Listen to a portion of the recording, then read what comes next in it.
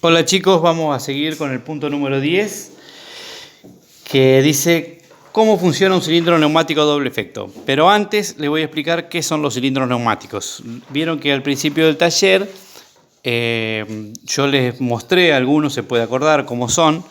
Acá tenemos en la carpeta, en la página número 7, los dibujitos de los cilindros neumáticos.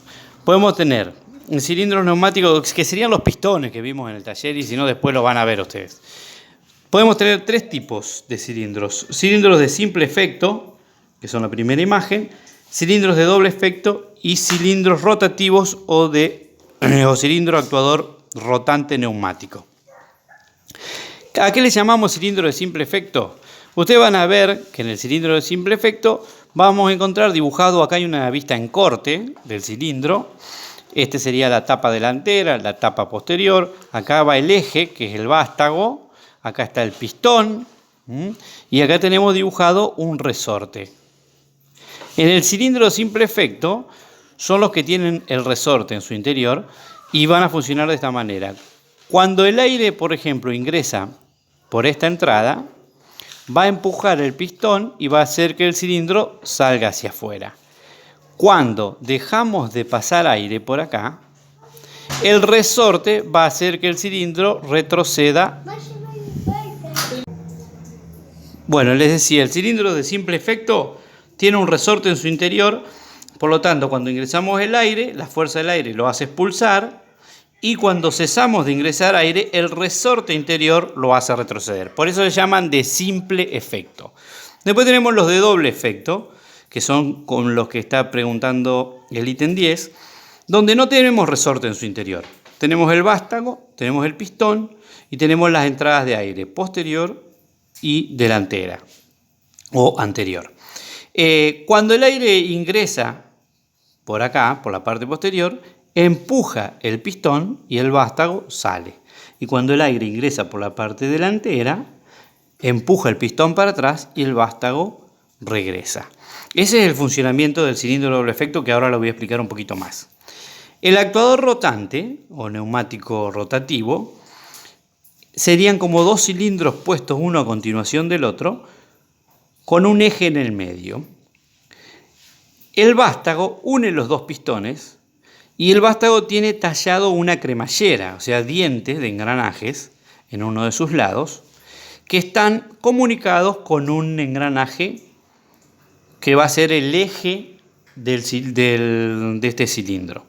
Cuando el aire ingresa por acá, por uno de los laterales, va a empujar este pistón desplazando el vástago cremallera para un lado, y ese vástago cremallera va a hacer girar este eje rotativo. Cuando el aire ingresa por el otro extremo, va a hacer el efecto contrario, va a empujar este vástago para el otro lado y va a hacer que el cilindro rotativo gire para el otro lado.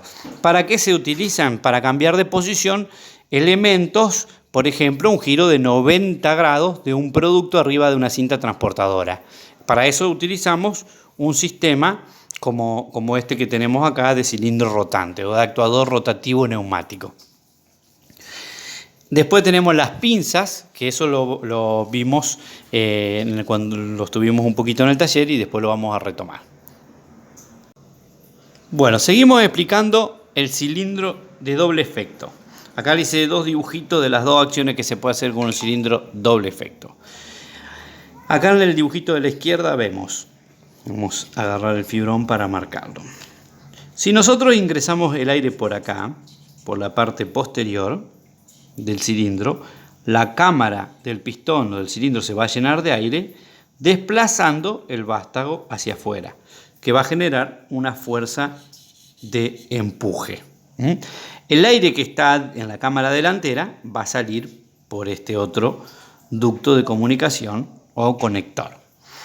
Si hacemos la acción inversa, es decir, ingresamos el aire por delante, por el conector delantero, se va a llenar esta cámara y va a empujar el cilindro hacia adentro, generando una fuerza de tracción, es decir, que retroceda el cilindro. Y el aire que estaba aquí dentro lo va a expulsar por la otra salida.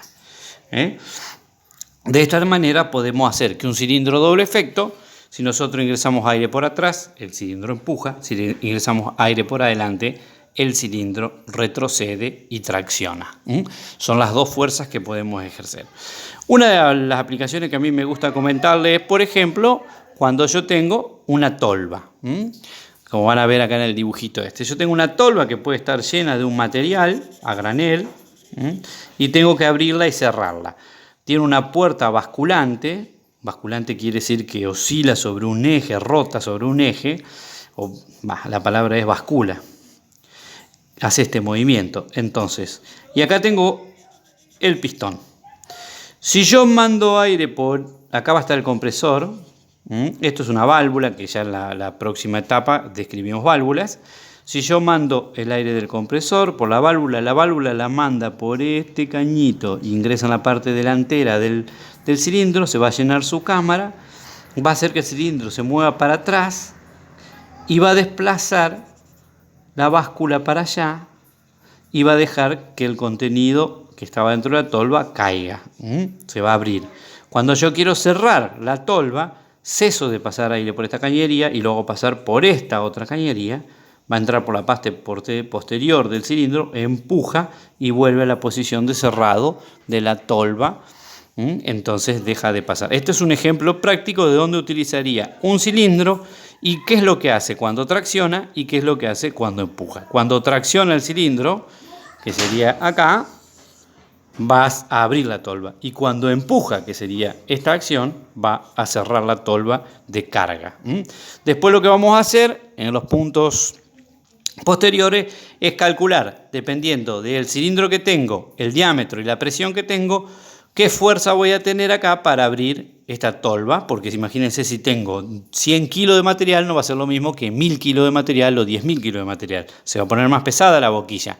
Por lo tanto, yo tengo que calcular qué presión voy a mandar de aire, qué cilindro voy a usar para poder abrir. Vamos a usar este mismo ejemplo para hacer esos cálculos en los puntos sucesivos.